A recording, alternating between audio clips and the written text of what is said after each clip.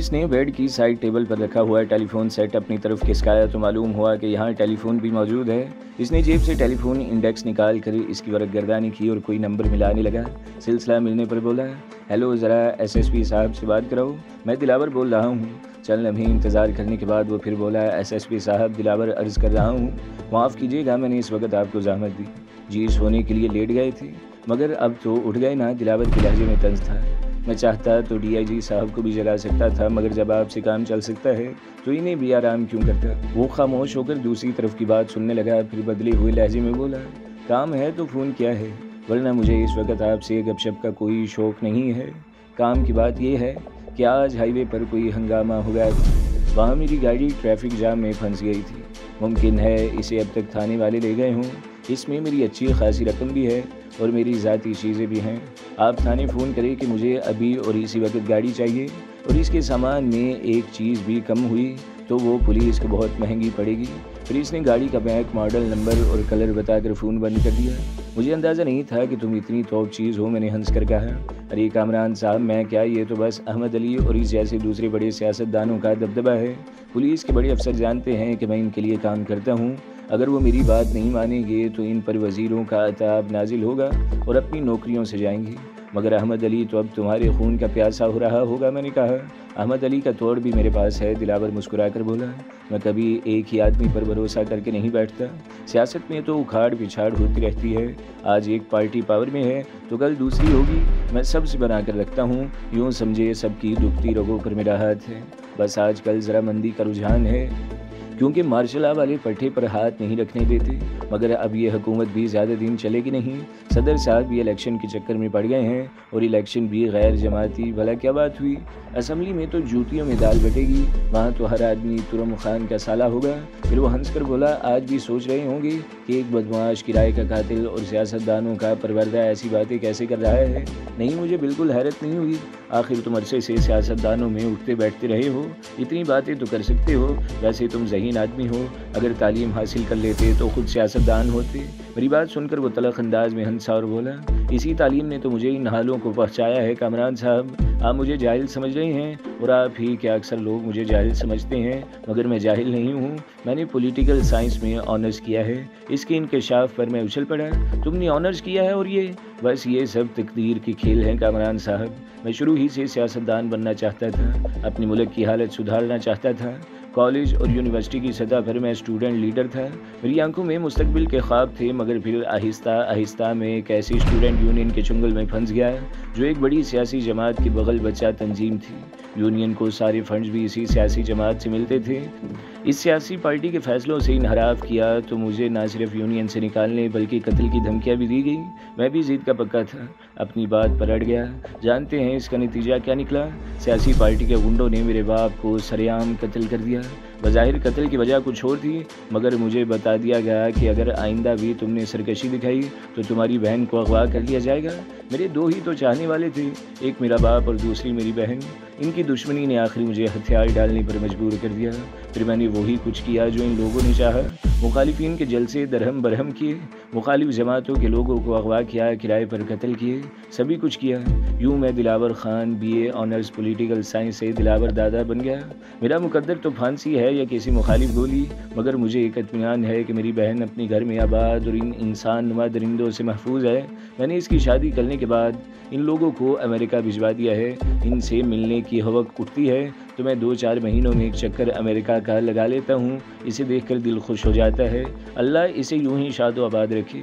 इसके 2 प्यारे प्यारे बच्चे भी हैं, इन्हें सीने से लगा कर एक ठंड सी पड़ जाती है। ये कहते हुए दिलावर रोते रोते हंसने लगा। मगर तुम ये जाहिर क्यों करते हो कि तुम पढ़े लिखे नहीं हो? अभी जब तक ग्लोरिया से बात कर रहे थे तो ऐसा लग रहा था जैसे तुम्हें इंग्लिश बोलते हुए सख्त दुश्वारी महसूस हो रही है। मुझे अपने आप से शर्मिंदगी होती है कामरान साहब, दिलावर ने कहा। तालीम याफ्ता जाहिर करके आखिर मुझे फ़ायदा क्या होगा? फिर इसमें एक फ़ायदा भी है, जो लोग मुझे नहीं जानते वो बेधड़क मेरे सामने इंग्लिश बोलते हैं कि ये जाहिल क्या समझेगा। इसी वक्त दरवाजे पर दस्तक हुई और दिलावर का एक आदमी अंदर आ गया और बोला, दादा कोई पुलिस वाला एक गाड़ी लेकर आया है। बोलता है दादा को बोलो गाड़ी क्यों चेक करे, हर चीज़ बराबर है। जाइए कामरान साहब गाड़ी चेक करें और एक स्क्रू भी कम हो तो मुझे बताएं, बल्कि चलिए मैं भी आपके साथ चलता हूँ। होटल के पिछले हिस्से में खासी बड़ी जगह घेर कर दिलावर ने एक अहाता से बना लिया था। इसकी 4 दीवारी कम से कम 10 फीट बुलंद थी और वो इसे गैराज کے طور پر استعمال کر رہا تھا کیونکہ وہاں ایک ٹرک اور 2 سوزوکی پک اپس کھڑی تھیں۔ وہیں گلوریا کی وہ ٹویوٹا کراؤن بھی تھی جو پولیس والے لے کر آئے تھے۔ گلوریا نے نہ جانے کس وقت یہ گاڑی خریدی تھی، مجھے تو کچھ پتہ بھی نہیں تھا، مجھے اس سے پوچھنے کا موقع ہی کم ملا تھا۔ میں نے گلوریا کو اندر ہی رہنے کی تاکید کی اور خود گاڑی کی ایک چیز چیک کی۔ پولیس والوں نے اس کا ڈیک نکال کر دوبارہ لگانے کی کوشش کی تھی، اس چکر میں اس کے وائر نکل گئے تھے۔ ڈگی میں رکھا ہوا سوٹ کیس بھی کھلا ہوا تھا، ایسا لگ رہا تھا جیسے اس میں سے رقم نکالی گئی ہو پھر دوبارہ بھری گئی ہو۔ دواؤں کے بریف کیس کو بھی کھولا گیا تھا مگر اسے چھیڑا نہیں گیا تھا۔ اس میں سے ایک نوٹ بھی کم ہوا تو اس کے بدلے میں 100 وصول کروں گا، دلاور نے درست لہجے میں پولیس والے سے کہا، اور تم لوگوں نے اس کا ڈیک اور ریڈیو نکالنے کی کوشش میں ان چیزوں کو جو نقصان پہنچایا ہے اس کی مرمت کا بل انچارج کو بھجوا دوں گا، اب تم جا سکتے ہو۔ اس نے پولیس والے سے یوں کہا جیسے وہ اس کے ہوٹل کا کوئی بہرا ہو۔ میں مطمئن ہو کر کمرے میں پہنچا تو گلوریا بیڈ پر نیند دراز تھی۔ میں نے اسے پوچھا، تم نے یہ گاڑی خریدی ہے یا کسی سے چھینی ہے؟ شکر کرو کہ میں نے یہ گاڑی خرید لی ہے ورنہ اتنی آسانی سے واپس نہ ملتی بلکہ اور لینے کے دینے پڑ جاتے۔ آج کل بڑی گاڑیوں کا رواج نہیں ہے، مجھے یہ گاڑی ایک شو روم پر نظر آ گئی اور میں نے صرف 30,000 میں خرید لی، اگر چھینی ہوئی بھی ہوتی تو کوئی فرق نہیں پڑتا، گاڑی چھوڑنا پڑتی تو مال ادھر ادھر نہیں ہو سکتا تھا، دلاور نے کہا۔ اس کی رواں انگلش پر گلوریا حیرت سے اس کا منہ تکنے لگی۔ دلاور کا آدمی دستک دے کر ایک مرتبہ پھر اندر آ گیا اور بولا، دادا ہم تمہاری کو بتانا بھول گیا، تم اس ٹائم گاڑی چیک کرتا تھا، 2 آدمی تم سے ملنے کو بیٹھا ہے۔ 2 آدمی؟ دلاور نے چونک کر پوچھا، کوئی پارٹی تو نہیں ہے؟ ہماری کو تو پارٹی ہی لگتا ہے، اس میں سے ایک انگریز ہے، اس کے آدمی نے جواب دیا۔ انگریز؟ میں بھی چونک اٹھا، عام آدمی ہر سفید چمڑی والے کو انگریز ہی کہتا ہے۔ میرے ذہن میں پہلا خیال مائیکل کا آیا، میں نے اس سے حلیہ پوچھا، اس انگریز کا حلیہ کیا ہے؟ چھوٹے قد کا باڈی بلڈر ٹائپ آدمی ہے صاحب، اس نے جواب دیا، عورتوں کا مافک بڑا بڑا بال ہے اور اینکو ہے۔ مجھے اس کے انداز پر ہنسی آ گئی، اسکول کے زمانے میں ہم بھی چشمہ لگانے والے لڑکوں کو اینکو کہتے تھے، مگر اس انگریز کا حلیہ جان کر مجھے مایوسی ہوئی۔ مائیکل تو وزن میں تقریباً میرے برابر اور قد میں 1 آدھ انچ نکلتا ہوا ہی تھا، اس کے بال بھی عورتوں کی طرح نہیں تھے اور وہ چشمہ بھی نہیں لگاتا تھا۔ ٹھیک ہے، دلاور نے کہا، تم انہیں اندر لے کر کمرے میں بٹھاؤ، میں بھی آتا ہوں۔ اس کا آدمی سر جھکا کر واپس چلا گیا۔ میں نے دلاور سے پوچھا، کوئی ایسی جگہ نہیں ہے جہاں سے میں ان کی گفتگو سن سکوں؟ اگر آپ یہ چاہتے ہیں تو میں انہیں اوپر ہی بلا لیتا ہوں، سامنے والے دونوں کمروں کے درمیان ایک ہی باتھ روم ہے، اس کے دروازے دونوں کمروں میں کھلتے ہیں، آپ باتھ روم میں سے ان کی گفتگو سن سکتے ہیں۔ اس نے بلند آواز میں اپنے آدمی سے کہا، مہمانوں کو سامنے والے کمرے میں بٹھاؤ۔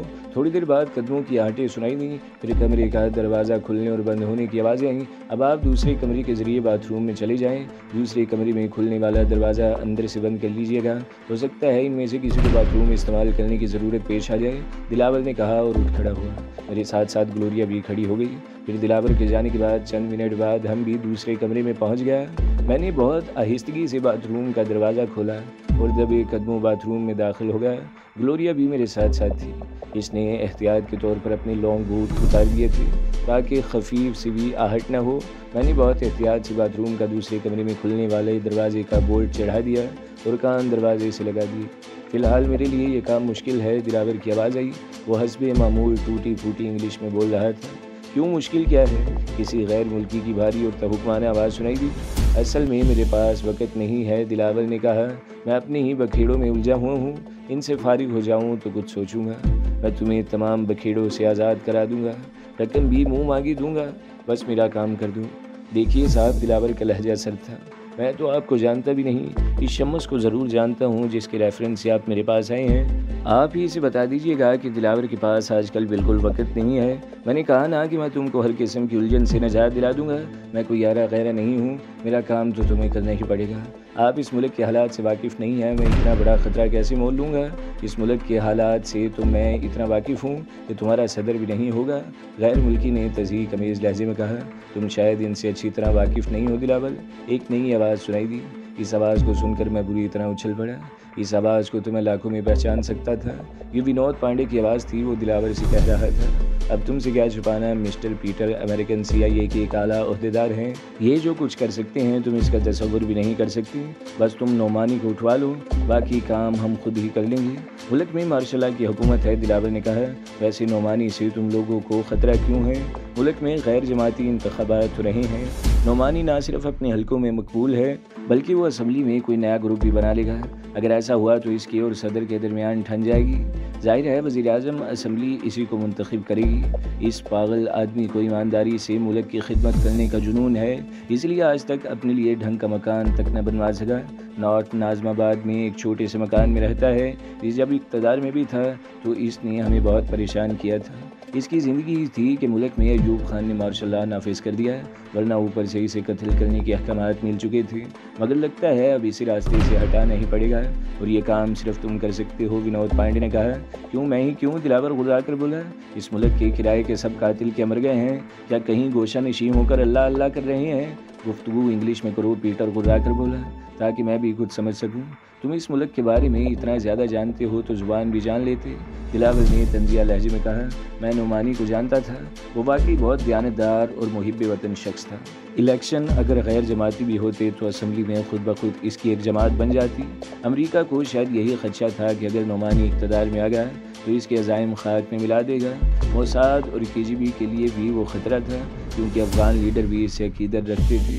سوویت یونین فی الحال افغانستان میں بری طرح الجھا ہوا تھا، اس لیے CIA اور KGB میں فی الوقت اتحاد نہیں تھا، ورنہ اپنے مفاد کے لیے یہ بڑی طاقتیں بعض اوقات آپس میں مل کر بھی کام کرتی ہیں۔ اب پیٹر نعمانی کو ٹھکانے لگانے کی بات کر رہا تھا، اور بھارت کا مفاد بھی اسی کے ساتھ وابستہ تھا۔ مائیکل بھی انہی لوگوں کا ہم نوا ہوگا۔ اچانک میں نے وہ کھیل وہیں ختم کرنے کا فیصلہ کر لیا۔ میں نے اپنا ریوالور نکال کر میگزین چیک کیا، اس میں کچھ گولیاں کم تھی۔ میں نے پھرتی سے اسے لوڈ کیا۔ گلوریا حیرت سے مجھے دیکھ رہی تھی، پھر میرے کہے بغیر ہی اس نے بھی ریوالور نکال لیا۔ میں نے آہستگی سے دروازے کا بولٹ سرکایا اور لات مار کے دروازہ کھول دیا۔ میں دندراتا ہوا کمرے میں داخل ہوا اور شفاق لہجے میں بولا، کوئی اپنی جگہ سے حرکت نہ کرے ورنہ بھون کر رکھ دوں گا۔ ونود پانڈے اور پیٹر مجھے دیکھ کر یوں سکتے میں رہ گئے جیسے انہوں نے کوئی بھوت دیکھ لیا ہو۔ پھر پیٹر بھلائی ہوئی آواز میں بولا، تم شاید کامران ہو، مجھے تمہارا ہی حلیہ بتایا گیا ہے۔ اپنی زبان بند رکھو، میں نے اسے بری طرح چھڑک دیا۔ پھر دلاور سے کہا، ان دونوں کو باندھ دو، مجھے ان سے بہت کچھ پوچھنا ہے۔ میں اگر 1 گھنٹے میں واپس نہ پہنچا تو میرا سفارت خانہ ایک ہنگامہ کھڑا کر دے گا۔ میں نہ تم سے ڈرتا ہوں اور نہ تمہارے سفارت خانے سے، میں نے گرا کر کہا، ہوگا اب وہی جو میں چاہوں گا۔ میں نے کہنے کو تو یہ بات کہہ دی تھی، مگر مجھے اندازہ تھا کہ وہ جھوٹ نہیں بول رہا ہے۔ واقعی اس کا سفارت خانہ حکومت کے لیے خاصی مشکلات پیدا کر سکتا تھا۔ حکومت کا مسئلہ تو بات کا تھا، پہلے تو مجھے دلاور کی فکر تھی، جس نے مجھے آڑے وقت میں پناہ دی تھی۔ میں نہیں چاہتا تھا کہ وہ بے موت مارا جائے۔ میں نے شکست خوردہ لہجے میں کہا، انہیں جانے دو دلاور، اس وقت ہم ان کا کچھ نہیں بگاڑ سکتے۔ پیٹر نے فخریہ انداز میں پہلے میری طرف پھر گلوریا کی طرف دیکھا اور بولا، نہیں اگر ہمت ہے تو مجھے پھانسی پر لٹکا دو۔ ایسی باتیں مت کرو حرام زادے کہ میں سب کچھ بھول جاؤں۔ تو شاید ابھی پوری طرح مجھے جانتا نہیں ہے، اگر نہیں جانتا ہے تو ونود پانڈے سے پوچھ، میں نے اسی کے ملک میں رہ کر اسے ناکو چنے چبوا دیے تھے۔ میں ایک دم بپر گیا۔ ونود پانڈے مجھے کیا بتائے گا؟ پیٹر نے استہزائیہ لہجے میں کہا، میرے پاس تو پوری فائل تیار ہے۔ تم جیسے کئی لونڈے تو میں اپنی جیب میں لیے پھرتا ہوں۔ تم مائیکل اور ونود پانڈے کو ذکر پہنچا کر یہ سمجھ رہے ہو کہ تم بہت بڑے سرما ہو، مارشل آرٹ کے 2-4 داؤ سیکھ کر خود کو بروس لی سمجھنے لگے ہو۔ ابھی تک تمہارا واسطہ مارشل آرٹ کی کسی ماہر سے پڑا ہی نہیں ہے بیٹے۔ جس دن تم میرے ہتھے چڑھ گئے، اس دن تمہیں معذور کر کے اپاہج گاڑی پر بٹھا دوں گا۔ میں نے سنا ہے کہ یہاں فقیر بھی بکتے ہیں۔ پھر وہ گلوریا کی طرف مخاطب ہوا، اور تمہارا انجام تو اتنا عبرتناک ہوگا کہ آئندہ کوئی بھی لڑکی برسوں تک ایسی ہمت نہیں کرے گی۔ تجھے کیا سفید فاموں کی کمی تھی جو تو اس ایشیائی پر مر مٹی؟ اگر اس میں مردانہ وجاہت ہے تو کیا پورا امریکہ اور یورپ اس سے محروم ہے؟ یہ وہ نہیں بلکہ اس کے اندر کا حسد بول رہا تھا۔ تمہارا تعلق کامران سے ہے، گلوریا نے سرد لہجے میں کہا، اسی سے بات کرو۔ میں تو تمہیں جانتی بھی نہیں ہوں، جانتی بھی ہوتی تو کم از کم تم اتنے حسین نہیں ہو کہ میں تم پر مر مٹتی۔ خیر تجھے بھی دیکھ لوں گا۔ میں نے تیری سرکشی اور حسن بلاخیز کے بہت چرچے سنے تھے، آج اپنی آنکھوں سے دیکھ لیے۔ میرا خیال ہے کہ اب تمہیں یہاں سے دفع ہو جانا چاہیے، ورنہ میں سب سیاسی اور اخلاقی ضابطے بھول جاؤں گا۔ پھر میں مسکرا کر بولا، اب اگر تم سے ملاقات ہوئی تو وہ اتنے خوشگوار انداز میں نہیں ہوگی۔ فکر مت کرو، میں جلدی سے پھر یہاں آؤں گا۔ پیٹر نے کہا، یہ بہت مکار اور چالاک آدمی ہے پیٹر۔ ونود پانڈے نے کہا، اب تمہیں اس کی گرد بھی یہاں نہیں ملے گی، بلکہ یہ شہر اتنا پھیلا ہوا ہے کہ اب یہ مشکل ہی سے تمہارے ہاتھ آئے گا۔ چلو اب چلیں، ورنہ اس سے کچھ بعید نہیں کہ تمہارے سفارت خانے کا بھی خیال نہ رکھے۔ یوں بھی یہ حکومت کا ماتوب ہے اور اس کے سر کی قیمت بھی لگی ہوئی ہے۔ ونود پانڈے واقعی سہما ہوا تھا، وہ کئی بار میرے ہاتھوں پڑ چکا تھا اور جانتا تھا کہ میں اگر کسی بات کی ٹھان لوں تو تو دنیا کی کوئی طاقت، کوئی سفارت خانہ مجھے روک نہیں سکے گا۔ چلو، پیٹر نے کہا، اور ہمارا تعاقب کرنے کی کوشش مت کرنا۔ اس نے دلاور سے کہا، ورنہ خواہ مخواہ اپنے آدمیوں کو مرواؤ گے۔ ہاں، تم نے کام سے انکار کر کے اچھا نہیں کیا، اس کا نتیجہ بھی تم جلد ہی بھگت لو گے۔ یہ کہہ کر وہ پیر پٹکتا ہوا کمرے سے باہر چلا گیا۔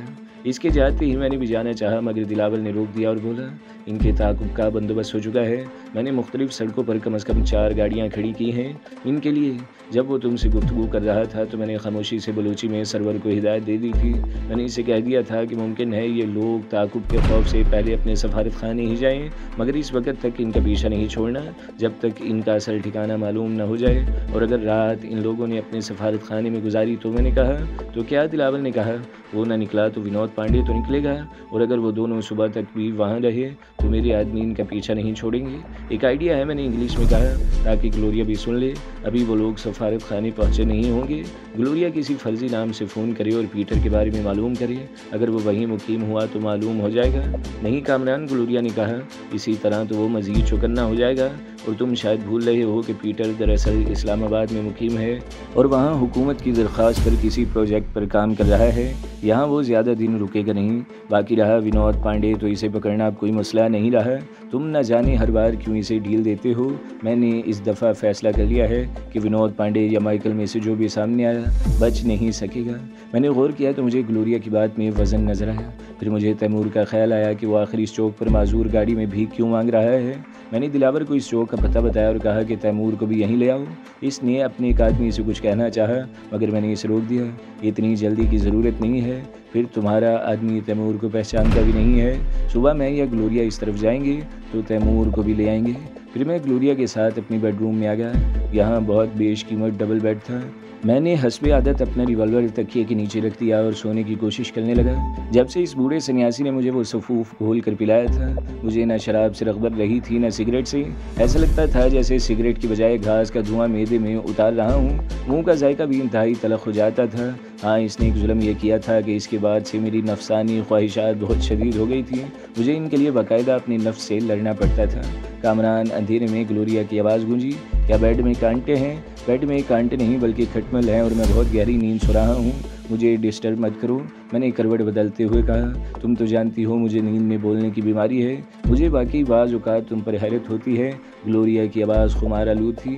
تمہاری جگہ کوئی امریکن یا یورپین ہوتا تو فکر کیوں کرتی ہو؟ صبح تمہیں پیٹر کا ایڈریس معلوم ہو ہی جائے گا۔ وہ نہ صرف امریکن ہے بلکہ تمہارا عاشق بھی ہے۔ جوابی طور پر اس نے مجھے تکیہ کھینچ مارا۔ آئندہ بکواس کی تو تکیے کے ساتھ خود بھی آ گروں گی۔ میں نے اس کا جملہ پورا کر دیا، پھر وہ خاموش ہو گئی۔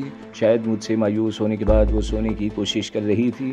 میں نے اس کا پھینکا ہوا دوسرا تکیہ بھی سر کے نیچے رکھ لیا اور سونے کے لیے کروٹیں بدلتا رہا۔ جب کسی طور پر نیند نہ آئی تو میں آہستگی سے اٹھا اور دروازہ کھول کر باہر نکل گیا کہ شاید دلاور کے آدمیوں کی طرف سے کوئی پیغام موصول ہوا ہو۔ دلاور ابھی تک جاگ رہا تھا اور اپنے مخصوص کمرے میں تخت پر بیٹھا تھا۔ کیا بات ہے کامران صاحب؟ دلاور نے کہا، کیا اس ٹائٹ جینز اور جیکٹ میں نیند نہیں آ رہی؟ میڈم سے کوئی پھڈا ہو گیا ہے؟ اگر شلوار قمیض پہننا چاہیں تو منگوا دوں، میرے 2-3 جوڑے بالکل نئے رکھے ہیں۔ ارے یار چھوڑو یہ ڈھگوسلے، میں نے کہا، میں تو نہ جانے کب سے اسی قسم کے کپڑوں میں سونے کا عادی ہوں۔ میں نے اپنے جوتے کے فیتے باندھتے ہوئے کہا، کیونکہ وہ جلتے ہوئے پیروں میں الجھ رہے تھے۔ ہاں، تمہاری آدمیوں کی طرف سے کوئی اطلاع موصول ہوئی؟ میں نے پوچھا۔ ابھی یہاں واکی ٹاکی الاؤ نہیں ہے، دلاور مسکرا کر بولا۔ رات کے اس پہر سب PCO بھی بند ہوں گے اور ٹیلی پیتھی میں جانتا نہیں، اس لیے۔ ابے یار تم تو اچھے خاصے جملے باز ہو، میں نے طنزیہ لہجے میں کہا۔ ویسے مجھے کچھ زیادہ ہی خوش نظر آ رہے ہو، کیا کوئی خاص بات ہے؟ یہ خاص بات ہی تو ہے کہ آپ جو ایک زمانے کے لیے خوف اور دہشت کی علامت ہے، میرے مہمان ہیں۔ وہ مسکرا کر بولا۔ تو دوستو، اگلی قسط سننے کے لیے ہمارے چینل کو ضرور سبسکرائب کریں، ویڈیو کو لائک کریں اور بیل کے آئیکن پر بھی کلک کر دیں تاکہ ہر جو آنے والی ویڈیوز ہیں وہ آپ کو سب سے پہلے ملتی رہیں۔